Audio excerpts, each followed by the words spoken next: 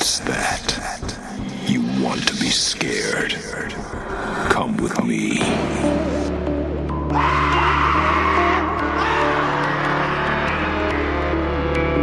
You will experience tales of horror, ghosts, and death. It is not recommended for the weak at heart.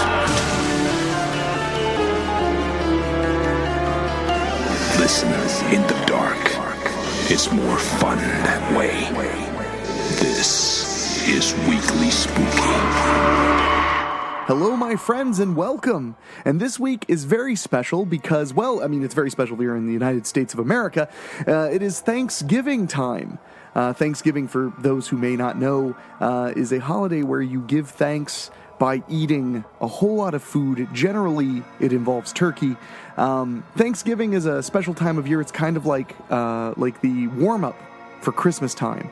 It's time to eat some turkey, eat some ham, eat some yams, eat some mashed potatoes, and give a little bit of thanks, spend some time with your loved ones. I like Thanksgiving a whole lot. A lot of people, don't love on it that much because it just kind of comes and goes right before Christmas.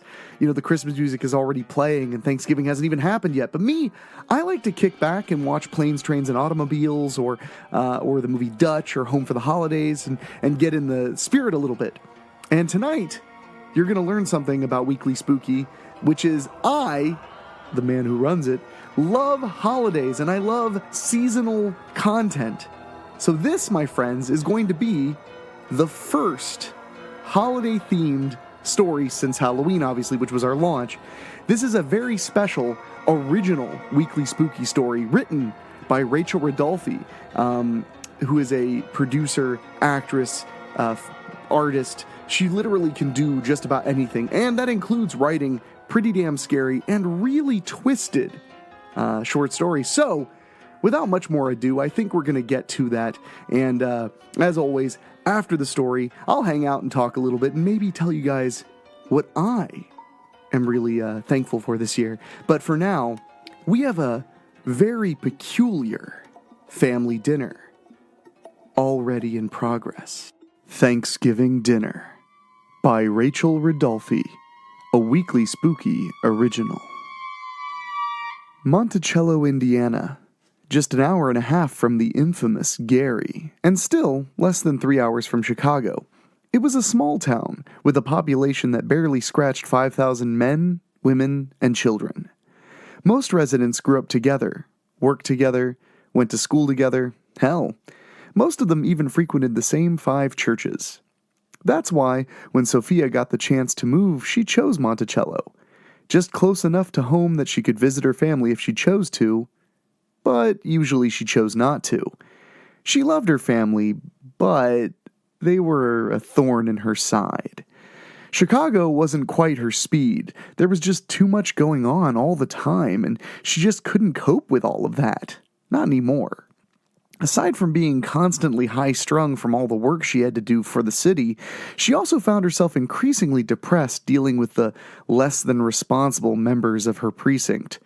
With the recommendation of her chief, and with a little bit of finagling when a position opened up, Sophia got herself a cushy job in Monticello, Indiana. She considered it cushy because she really didn't have to do much or deal with much, aside from the odd noise complaint or writing your standard parking tickets. Sure, in the summer she would have to work a little harder to control traffic or stave off the common drunken tourist, but for the most part, she really didn't have to work that hard. It really felt like the only time she was working was May through August. Once the chilly September air hit, everything quieted down and she got a chance to relax. Sitting in her cruiser, she got a text on her phone. "Are you coming or not?" the text message from her brother bellowed. Sophia grimaced at her phone, sighed, and stretched out. It had been a long shift already. She really didn't feel like dealing with her family. She glanced at a picture on her dashboard before opening up her phone and responding. "No, I'm not coming. The drive is too long," she tapped back. 3 dots. Someone honked across the street, and she glanced up. One elderly driver was taking too long to make a left turn at a light. She decided to ignore it. The response finally chimed. Dinner starts at 6. Just say you don't want to see us. Okay, fine, I don't want to see you, she hastily pounded back, then hit send. She was working a double anyway. Chief Lewis called off sick and she'd taken his shift. Even if she wanted to see her family, she couldn't. Her black coffee gave off big puffs of heat vapor. She took a huge, scolding gulp and hissed, "Fucker," at her phone before glancing back up at traffic. The picture on her dashboard glowered at her in monochromatic tones. The elderly driver had figured out the problem and traffic was moving along fine. It was never busy during noon anyway, but during the holiday season it was so slow she could almost take a nap. Another ding. She glanced at the home screen of her phone, which had the banner of, "But Grandma really misses you, her and Mom." She honestly debated opening up that message. It had been a whole year since her brother had attempted an honest-to-God conversation with her. She was curious to see what he would try to pull this time. "Officer Cortez, please report." A familiar and friendly voice chimed. Nancy was always too polite. If she didn't end a call with "please," Sophia would be suspicious. "Officer Cortez reporting," Sophia said back. "We have a request for a welfare check at 1911 East Davidson, please," Nancy said. Sophia plugged it into her GPS. It was less than 3 miles away. "Now this one here is a doozy," Nancy continued. "Probably should have just called animal control, if you please." Officer Cortez talked back through the receiver. "If you needed animal control, you should have just called them. Why am I going here?" "Well, to be honest," Nancy droned. If she wasn't droning, something was wrong.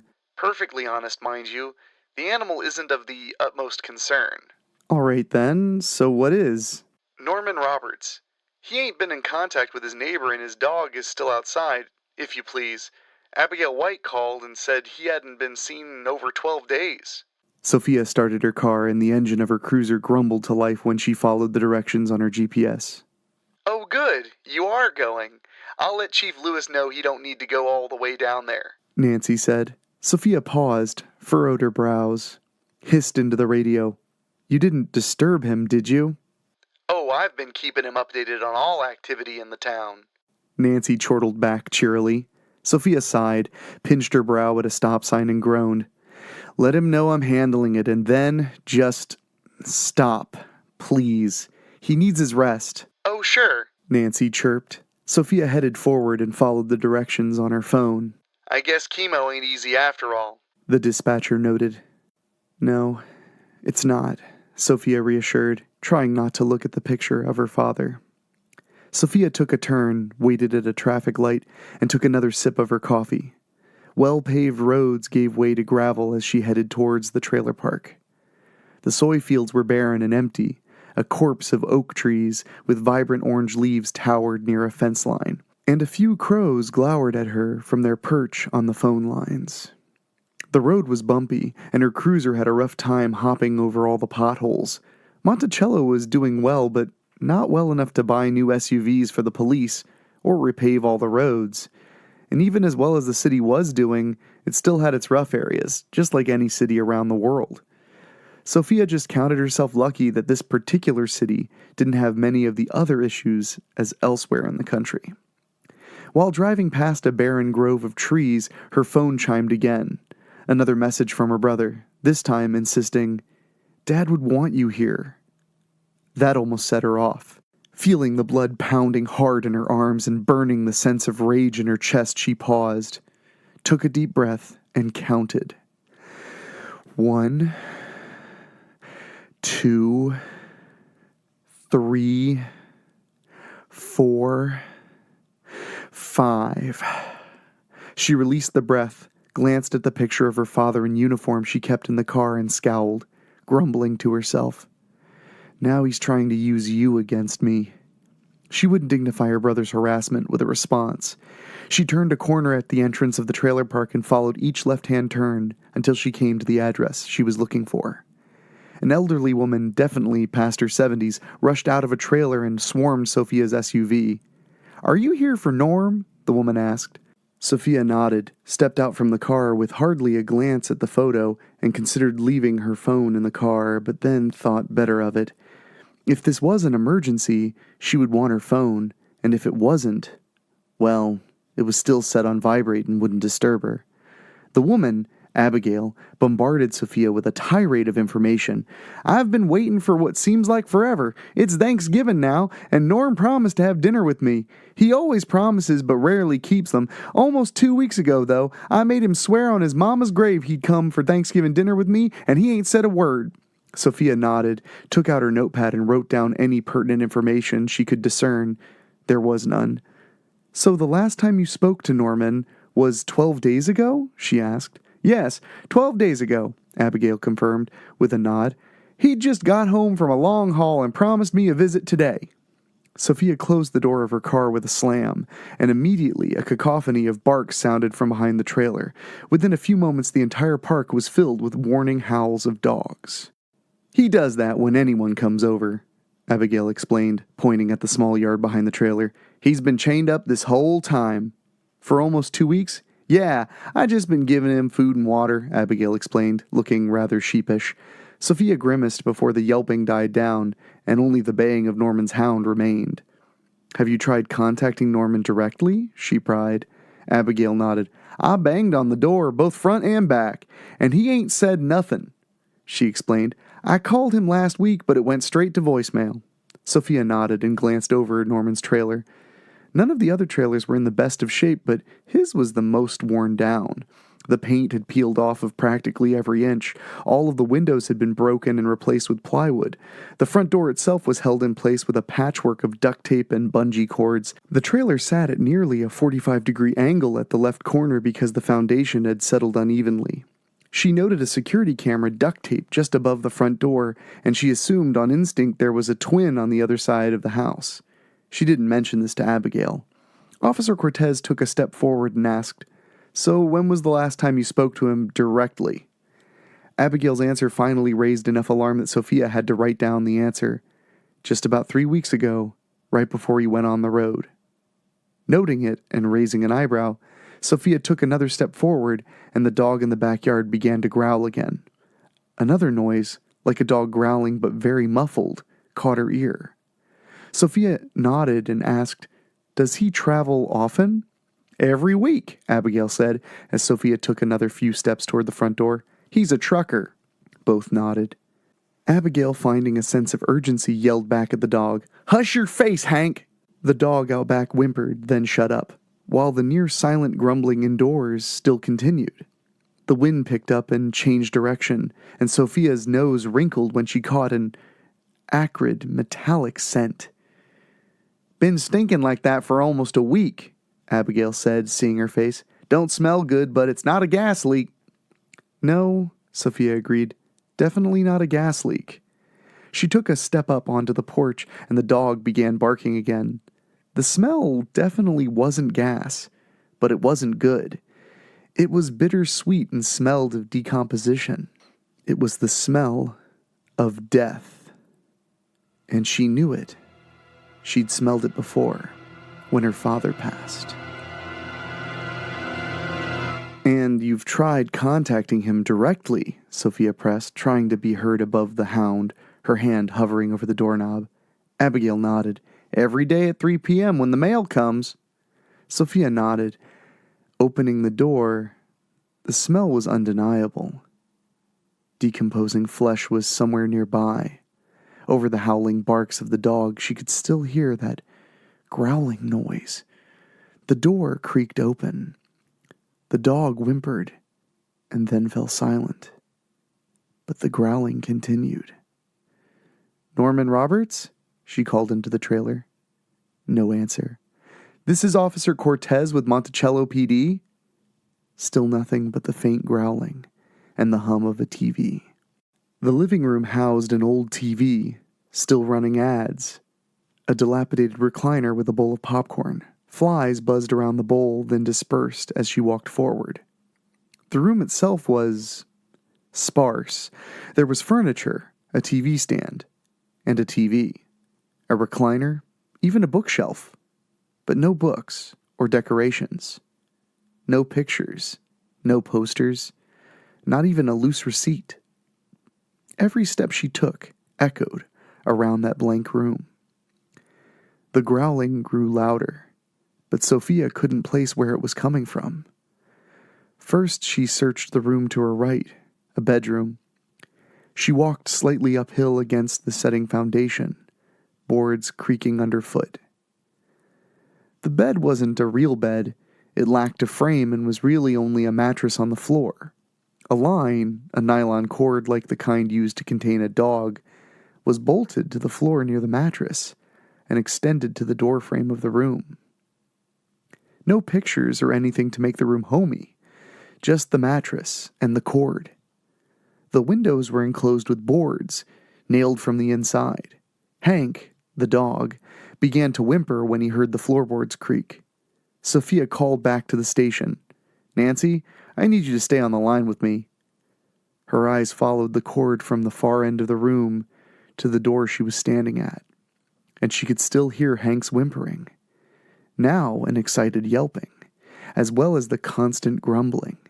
In that bare bedroom, there was a closet to her left and a dresser to her right. She considered searching either of them, but since this was only a welfare check, she decided against it. She doubled back and paced through the living room, the ad on TV proclaiming it could cure any subscriber of all credit card debts, while the growling grew louder. Little hairs on Sophia's neck prickled, and she could feel her heart begin to speed up. Something wasn't right. When she came to the doorway for the next room, Hank's yelping silenced, and so did the growling. For a brief moment, the only things she could hear were the pounding of her own heart and the TV switching over to sports commentary. The kitchen had no natural light. Every single window in the trailer was covered, and there were no other lights aside from the TV. In the darkest corner to her left, something shuffled. "Hello?" No answer. "Norman Roberts, this is Officer Cortez. I've been called for a welfare check?" Still nothing. She took a step forward and counted her heartbeats to the count of 5. 1, 2, 3. A shadow pounced forward from the corner and reached toward her, hissing. Sophia took one step back and pulled her gun from its holster, shouting, "This is Officer Cortez with Monticello PD!" The cord around the goblin's neck caught it and stopped in midair, crashing it to the ground. Hank began whimpering again, and when the goblin hissed at Sophia, the dog howled. "Nancy, I need backup now," Sophia said into her radio, taking a few steps back. The gaunt figure paced on all fours, tugging against its leash. It stopped hissing and then growled like a dog, ready to strike when it got the chance. The goblin barked at her thrice, then sat on its haunches, head tucked between its shoulders, and glowered at her. It attempted to pull against the collar around its neck to no avail, so it stumbled back on all fours to its corner and grabbed an object and began chewing on it. Then the smell hit her. Decomposing flesh and death and the tangy scent of some kind of infection. The goblin screamed at her, then went back to gnawing its bone. An arm. An entire human arm. Sophia glanced to the right end of the kitchen in the trailer and saw the main source of the stench. The bloated corpse of a man with one missing arm, slouched over the table, only barely out of reach from the naked goblin. Scratch and bite marks riddled his body. The creature hissed, shrieked, and then charged her again. Its lithe and lanky frame was caught by the nylon cord in midair and fell to the ground for a second time. The broken eyes of a human child glanced at her beneath the matted hair on its head. Officer Cortez fled the scene, never mind what her father would have thought, and emptied the contents of her stomach in front of Abigail. They both waited for reinforcements. The second officer arrived. The baying of hounds filled the air, and 90 seconds after entering the trailer, he fled as well. 2 more officers were called in. Then they called in the EMT, the coroner, animal services, and child protective services. It took only 30 minutes to extract the dog, Hank, a full-blooded, unneutered male German shepherd. He nearly mauled one of the animal control officers, and they assumed he would have to be put down. The goblin, however... Officer Cortez couldn't leave the scene despite how much she wanted to. Abigail made coffee for everyone, except Sophia, who got a cup of tea and accepted it without argument. Abigail kept her arm wrapped around Sophia while the other officers extracted the remaining suspect? Victim? No one was really able to tell at that point. Whatever it was, they had to sedate it just to move it from the scene. It wasn't a goblin apprehended from the scene, but a child. And after she was sedated and carted off with the EMTs, Sophia had to stick around with the investigators to explain what she'd seen. And then, because she was covering for Chief Lewis, follow up the rest of the investigation. As her instincts predicted, Animal Control found another security camera facing the backyard when they caught Hank. CPS found a camera in the kitchen while they were trapping the child. Officers found another camera in the bedroom, hidden in a corner where Sophia couldn't see. Chains and nylon cords everywhere. Whips, handcuffs, and muzzles for both dogs and humans in the bedroom and kitchen. That night, on the drive home, after everything was revealed, Sophia talked to her father via the picture of him she kept on her dashboard. As she talked, she reflected on what she'd seen. She couldn't stay stoic like her father had been, and she'd been finding herself discovering more and more differences between the two of them. At home, she actually called her mother and explained what had happened. Further investigation was required, and searching around the house found even more evidence of more torture to the child. Cages that were too small for Hank, more restraints and tethers. Physically, the child looked to be 8. That was almost a relief to everyone involved. Then a researcher found medical records that Norman Roberts had a wife that died in childbirth 19 years ago. But even the county coroner couldn't find a death certificate for the baby. The next week, Chief Lewis took a turn for the worst and Sophia had to helm the investigation. She was there the day the investigators found something strange in the backyard and began to dig. At the end of the day, they'd recovered bones from corpses of 4 different children, all aged between 5 and 11. The graves were unmarked and bore all appearances of just simply being holes Norman dug just to dump the evidence. Digging under the trailer showed dozens of external hard drives, the source of the slump in the foundation, constituting days of footage, documenting the torture of children. Sophia herself had to search records for missing children and eventually found 4 missing person reports that all coincided with the apparent ages of the children. She made Nancy make calls to the families. That night, she called her brother, and talking about everything she was seeing, they'd managed to go 30 minutes without an argument. Searching the bedroom eventually turned up a laptop with over a decade worth of footage. Most of it had been scrubbed, but there were highlight reels from over the years, and at least 6 months of security footage. The security footage was mostly hours and hours of nothing, just Hank barking out back or Abigail standing at the front door. But sometimes Norman would go out back to fetch Hank, and that coincided with the highlight reel, which were almost exclusively Norman chaining down the girl in the bedroom, then encouraging the dog to have his way with her. Each day, a new horror from the case awaited Sophia. Norman had initially kept a cadre of 5 children in his home, only one of them related to him. Over time, all of them had died off but one. No one in the community had reported anything wrong because they didn't think there was much wrong with a grown man blocking out his windows and keeping secrets.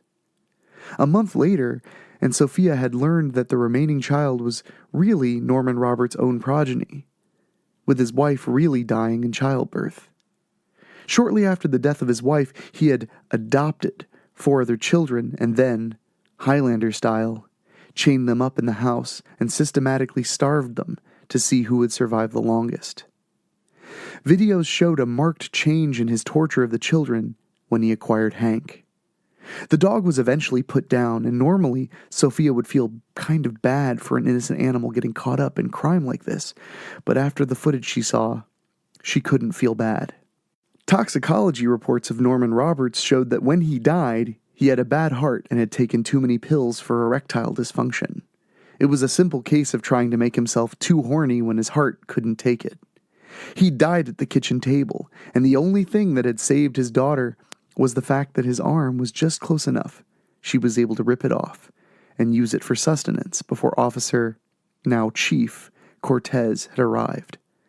The girl had no name. She had no story other than what the investigators could discover. She didn't have a way to explain what had happened. She had nothing. She was nearly 20 years old, trapped forever in the body of a malnourished 8-year-old, with the mind of a beast. And that was about it. Sophia wished she could keep track of the child, but honestly, that's not what Chief Lewis would have done. And even if her father would have followed up, he was dead now, so it really didn't matter. Over the course of this investigation, she learned that she admired him, but she was nothing like him. Sophia Cortez would never be the same. A month later, Chief Cortez got a text on her phone. "Are you going to be here or not?" her brother asked. She tapped back. "I'll be there in time for dinner," she thought, then added, "just like Dad would want."